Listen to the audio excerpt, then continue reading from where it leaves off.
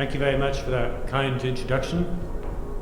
And thank you again to the organizers for such an excellent conference, such a refreshing idea to have a day devoted to examining the GCC in its current state, particularly as there are so many regional pressures on all sides that also have policy implications for the US and for many others, and also across sectors, political, economic and commercial, as well as energy. So I want to look a bit about how the GCC states have really worked to shape the pace and direction of change since we saw the beginning of the Arab upheaval in 2011, the Arab Spring. And really building on the rise of the Gulf states as regional powers with assertive foreign policies that actually began in the 2000s, well before the beginnings of any political unrest in late 2010 in Tunisia and then in Egypt. And then to look at how the Gulf states not only began to weather the initial storm of protest, whether or not that's sustainable is another matter, but also then work to really shape the changes elsewhere that were taking place. And I think over the last month, the Gulf campaign in Yemen is the most perhaps high-profile example of the Gulf states really having a muscular foreign policy that perhaps sets it apart from previous years and decades, acting perhaps more autonomously to project and to protect their own interests. And again, whether or not that is a sustainable outcome is again something we can discuss. But in terms of regional powers and international reach, in the 2000s, especially after the beginning of the increase of oil prices in 2002, 2003, and the accrual of significant reserves of capital that began to flow into Gulf treasuries from the mid-2000s onwards, punctuated only by a short but sharp drop in oil prices in 2008, 2009, but which they very quickly recovered, we saw the beginning of the Gulf states becoming much more active in the regional and global arena. To some extent, there was a rivalry developing, a friendly rivalry between Qatar and the UAE, Abu Dhabi and Dubai, which became perhaps less friendly as time went on. Saudi Arabia, by virtue of its position on the G20, and as the largest regional economy, was also beginning to internationalize. We've just heard about Bahrain's role as the regional capital of the kind of Arab finance industry since the 1970s. So in many ways, as especially we had the global financial crisis in 2008, 2009, the Gulf states began to take a role in reshaping some of the layers of international governance to try and project not only their own interests, but the interests of, as they saw it, underrepresented emerging economies, coming to coalitions of convenience, as I'd call them, with Russia, with China, with India, to at least address some of the structural imbalances of the post-1945 institutional architecture, to reflect the fact that there was now a much more polycentric kind of global environment in which there were multiple sites of geo-economic growth. So we saw very much the GCC states becoming much more active in a range of global conversations, in a range of inter-regional conversations, ranging from international finance to environmental issues. We saw Abu Dhabi, for example, becoming the headquarters of the International Renewable Energy Agency, one of the first UN agencies to actually set up in the Gulf. And again, Qatar hosting the Global Climate Change Conference in 2012, in addition to winning the successful bid for the World Cup. So becoming much more visible and to some extent proactive actors regionally and globally. And the Arab Spring threatened for a time to punctuate that. It's a remarkable, perhaps, timing that the World Cup was awarded to Qatar 2 weeks before the Arab Spring began. And one of the criticisms, or at least one of the reservations about awarding an event 12 years into the future to a country in the Middle East was we had no idea what might happen in that time. Well, it turns out even in 2 weeks, so much happened that had the World Cup vote been 2 weeks after the beginning of the protests, I'm sure that Qatar probably wouldn't have been awarded the World Cup. But we saw the GCC states, once they kind of reacted and kind of the initial shock had worn off, we saw the Gulf states really take the regional lead in trying to develop policy response. Initially, that of course varied significantly. There was no monolithic Gulf response, just as there was no uniform response across regions. Let's not forget that we saw 2 interventions in March 2014 within the space of 5 days. On the 14th of March, there was the GCC intervention into Bahrain to restore political order and control. 5 days later, there was the intervention in Libya with a UN Security Council resolution and the authorization of the no-fly zone over Libya. Intervention to kind of restore the political status quo in one case and to act on behalf of the opposition in another. So again, the same concept can mean very different things in different periods and contexts, with several countries, Qatar and the UAE, being involved in both. Qatar was also, for all of its kind of cheerleading of the uprisings in North Africa, at least had a very different regional role. There's been a lot of discussion about Qatar's apparent attempt to undermine regional security, which we saw in 2012-2013, but they did take part in the restoration of political control in Bahrain. They were also playing the GCC line very strongly in Yemen. We also saw an attempt by Gulf rulers to really try to externalize the root causes of protests, to ascribe them to external meddling, in the case of Iran, in the protests we saw in Bahrain in the eastern part of Saudi Arabia, and then later on in the case of the protests in Kuwait and the tension we saw in the UAE to the Muslim Brotherhood, to these transnational regional actors who, it was being alleged, were really working to foment political instability and to undermine ruling institutions in the Gulf, by which of course we mean the ruling families, the systems of ruling family control that have been in place for more than 100 years. In terms of shaping the regional transitions, there was of course a significant divergence between Qatar on the one hand and the other Gulf states led by Saudi Arabia and the UAE on the other. Qatar really developing a highly distinctive regional policy that embraced the direction of change, at least initially, with the empowerment of political Islamists across North Africa, for several reasons. One was that Qatar had already been in the 2000s developing a much more autonomous regional and foreign policy role, trying to emerge from the Saudi shadow to some extent and to really become an important actor in its own right. Qatar was also perhaps unique among all Arab states in the sense that the demand, the kind of resource equation was so favorable in Qatar's case that it was the only country that could see, or the only system that could see the Arab Spring initially as an opportunity and not a challenge, an opportunity to further leverage Qatar's influence, to further cement Qatar's reputation perhaps as a country that did things differently without facing any real prospect of significant domestic political or economic unrest.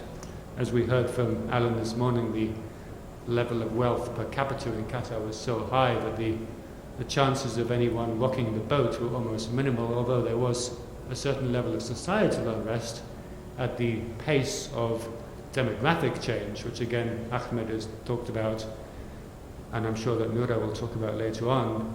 To the extent that there was unrest, it was about the fact that Qatari citizens were now becoming maybe a 10% minority, and they didn't necessarily feel comfortable with the sheer speed with which the kind of society around was being transformed.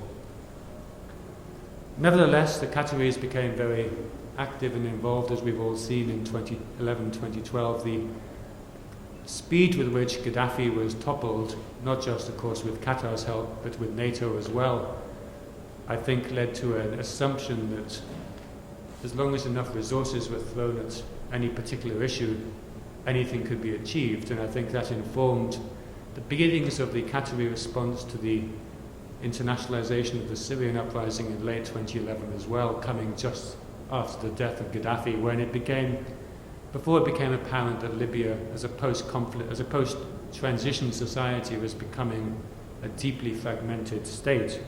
The Qataris tried in some ways to repeat the trick in Syria that they apparently pulled off to such an extent in Libya.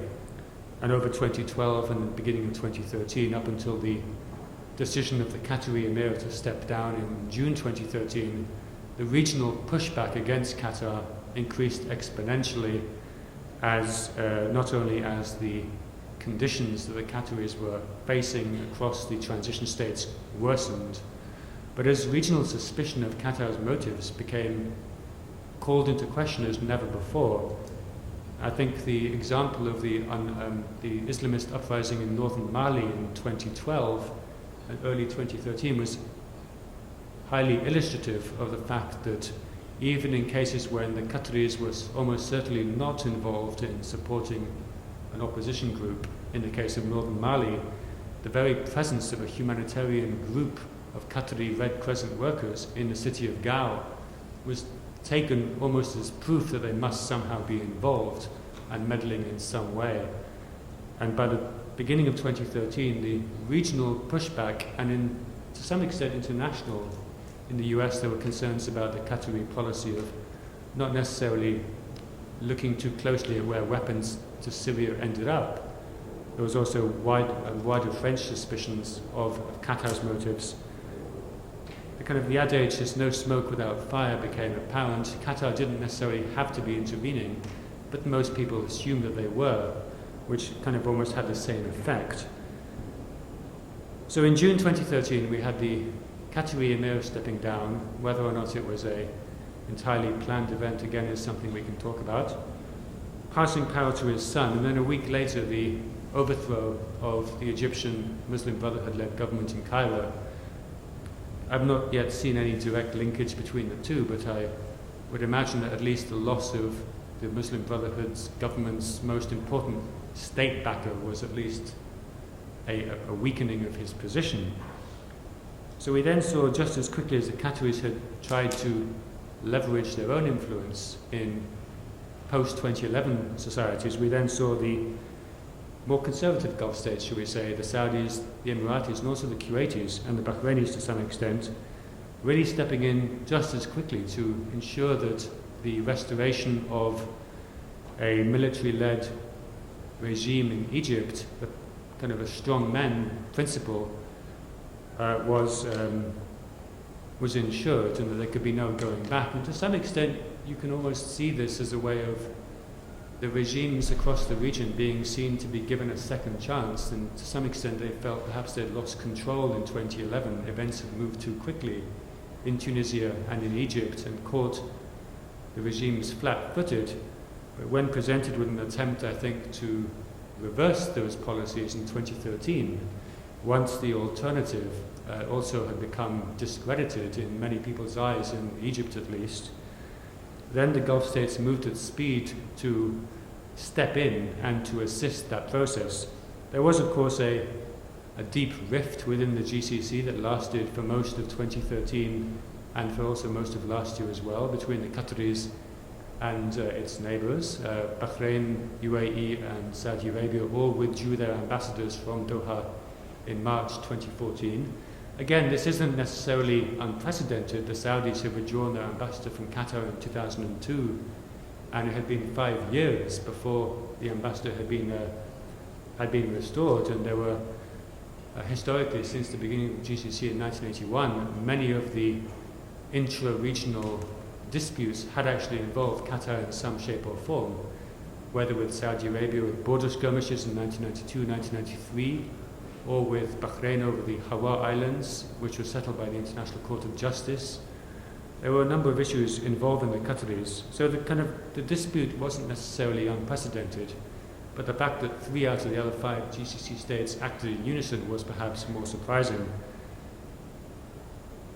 The GCC dispute more or less was settled at the end of last year, and you can see in a sense the GCC closing ranks once the rising threat of ISIS became more apparent. In a sense, the regional threat had become so great that some of the intra-regional squabbling, for want of a better word, was perhaps seen in greater context.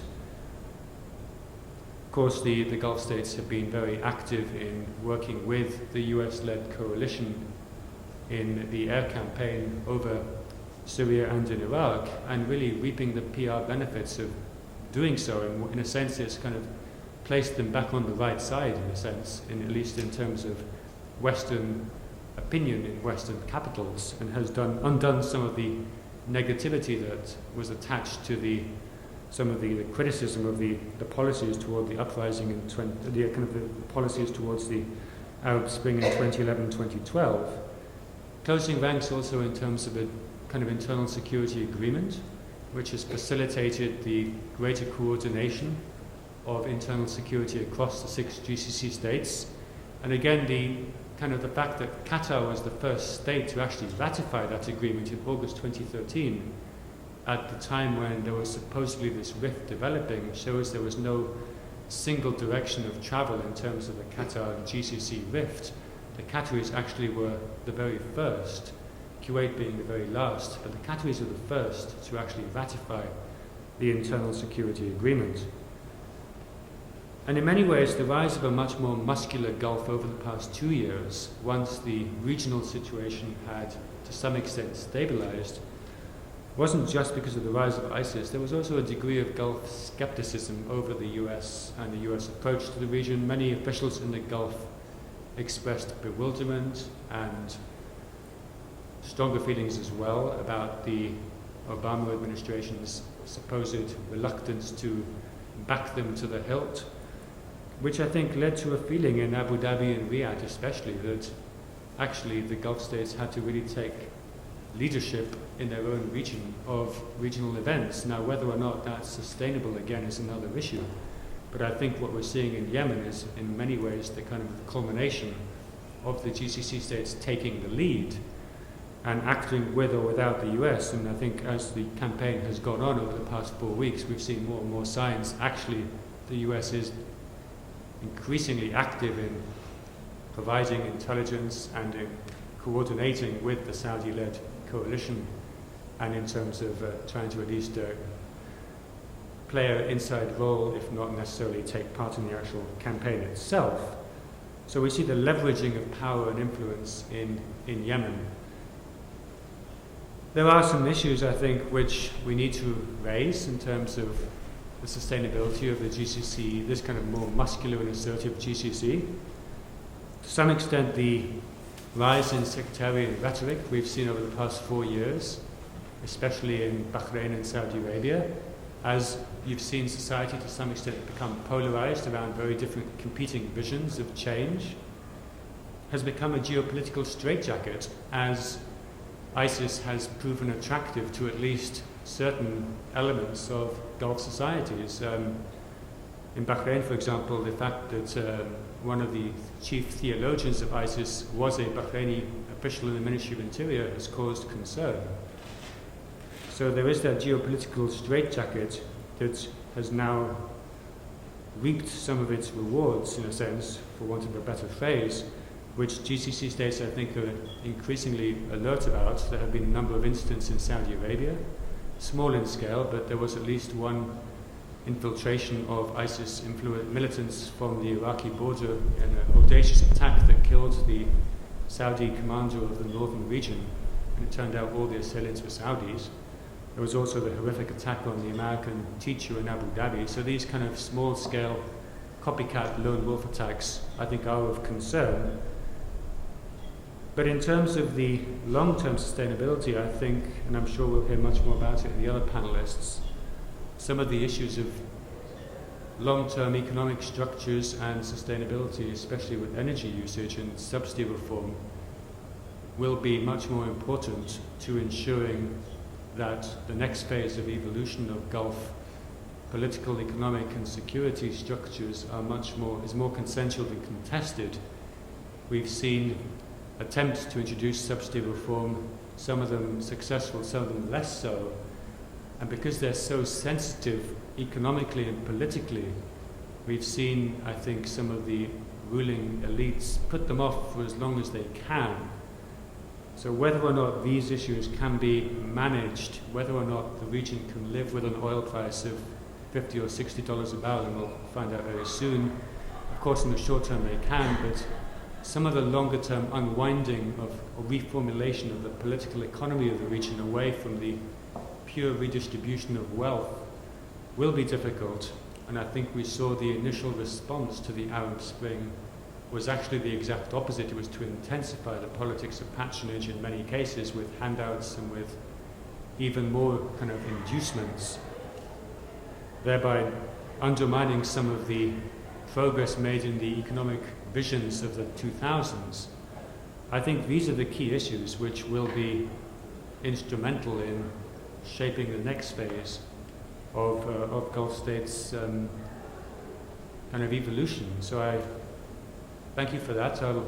Maybe we'll get some answers to the next two speakers, and we can reconvene in the Q&A. Thank you for your remarks.